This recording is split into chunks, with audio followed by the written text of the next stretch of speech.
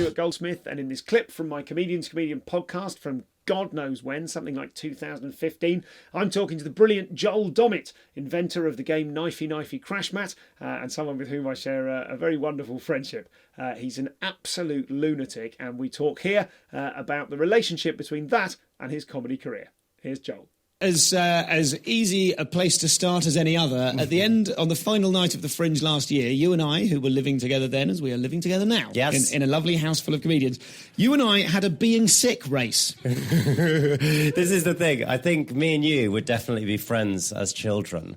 This is like, because we just had the same sensibility when we got really drunk, and Josh Widdicombe, I don't know whether I should say this on the podcast, but Josh Widdicombe does a really great thing.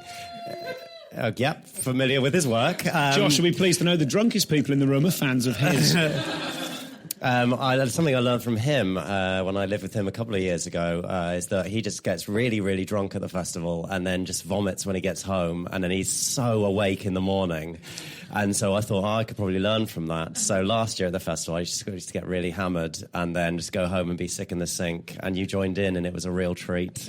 And I feel like, for the benefit of any younger listeners, we're not recommending this as a... I mean, it sort of sounds a little bit like bulimia, but worse, doesn't it? It sort of sounds like alco-bulimia. It does. Don't do it, guys. It's really unhealthy. Don't do it. But if you are going to do it, as we did on that final night, make it competitive and do it as a race. Exactly. If you need any help, just have a Red Bull Zero. God, I mean, allegedly, it may have been something else I ate or consumed. It was definitely the redacted energy drink. Good. So the reason I mention that is because you are, and we've known each other for a long time in comedy. We've only gigged together, it's sort of not that frequently over the years. But when I started to get to know you better a couple of years ago, it became clear to me that you are a fucking lunatic.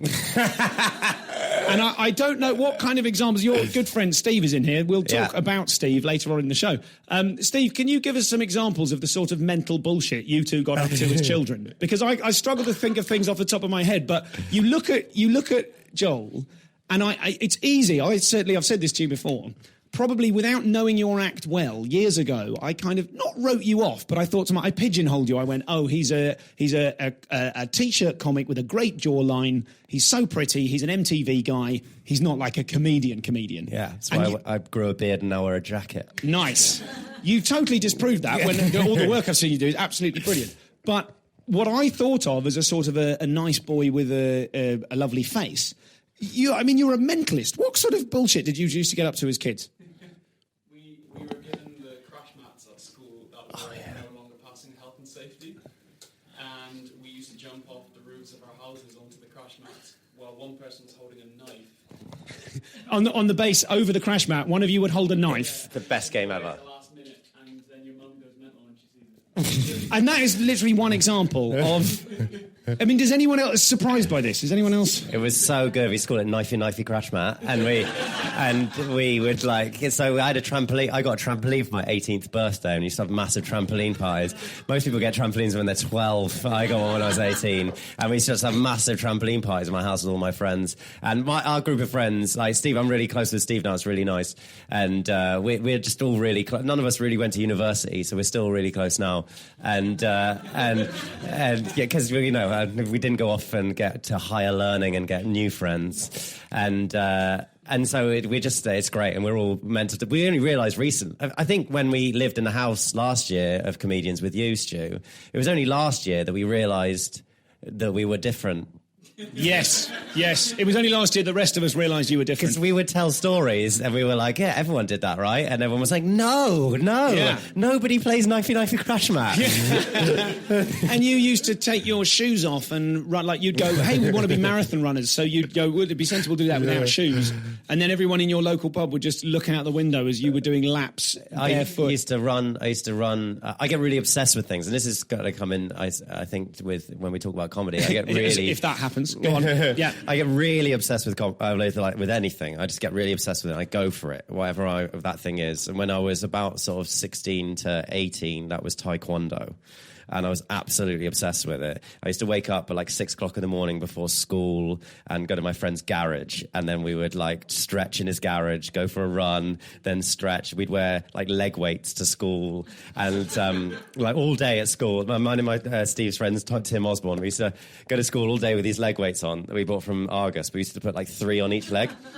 And then at the start of the day, your legs would feel really heavy, but then you'd get used to it. And then you'd be like, you forget that you had them on. And at the end of the day, then we'd go to his garage and start kicking this bag. And then you take the leg weights off. And then you're like, oh my God, my leg is so fast.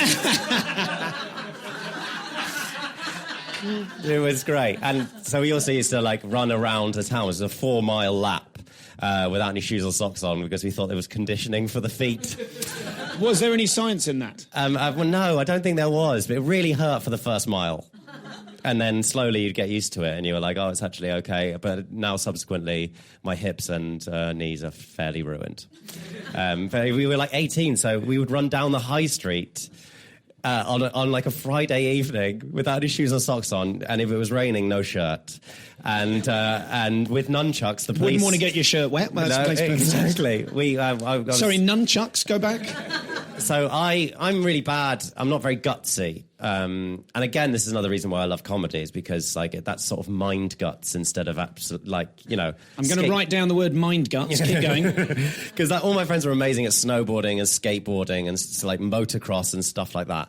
Whereas I was never very good at that stuff because I just get really scared, whereas I was better at, you know, things like... Jumping off a house onto a knife. Yeah. Well, stupid stuff, but like stuff that wasn't super gutsy. Like getting up on stage, for me, I would do that, whereas all my friends would jump down a set of steps instead.